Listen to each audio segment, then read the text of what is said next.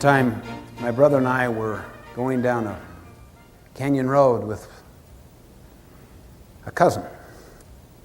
He was chopping wood, had this axe. There was a rattler. He started chasing it.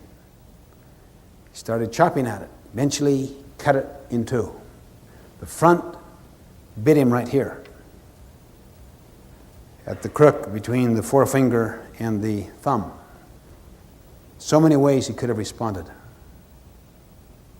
He could have chased that poisonous snake and driven the poison to the heart. He was smart, quick, proactive, subordinated feelings to values, got the blood out as fast as he could. Many people get hurt by someone. It does hurt them. But the real injury is going after the person, going after the snake. That's what drives the poison to the heart. It's not what people do to us that hurts us in the most fundamental sense. It's our chosen response to what they do to us that hurts us. Reactive people want to get back. They want to get even. They gather people around them that massage their heart and validate them and give them additional evidence to justify them and to condemn someone else out there who has done this injury. A lot of people gather together daily and confess the sins of their bosses. It becomes the fabric, the content of the coffee break and the lunch. Highly reactive.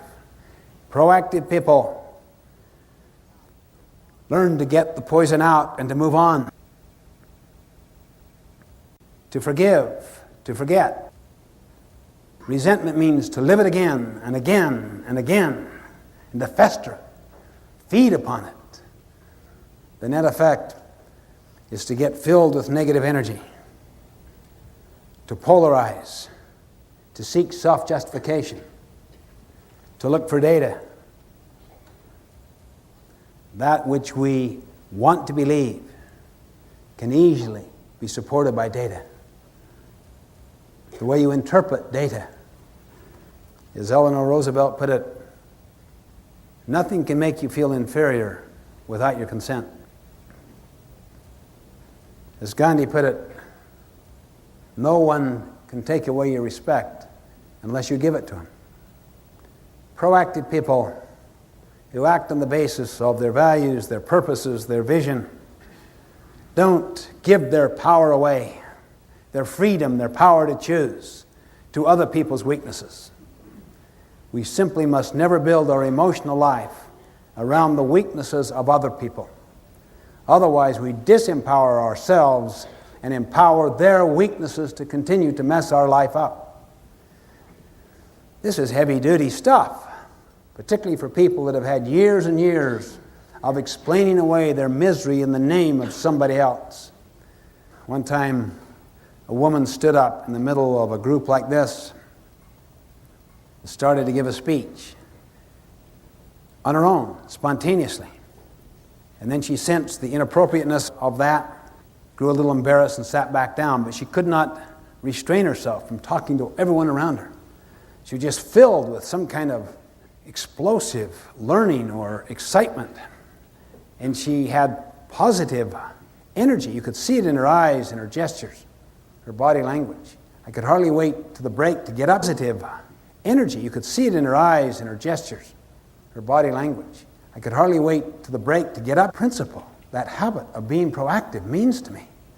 I'm the full-time nurse to the most miserable, ungrateful character you can imagine. He doesn't even acknowledge me, let alone show any form of appreciation. The other full-time nurses feel just like I do. We almost sit around and talk about his demise. Hope for it, wish for it,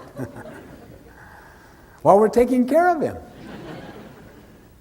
And for you to have the gall to suggest that I chose to be miserable? Come on.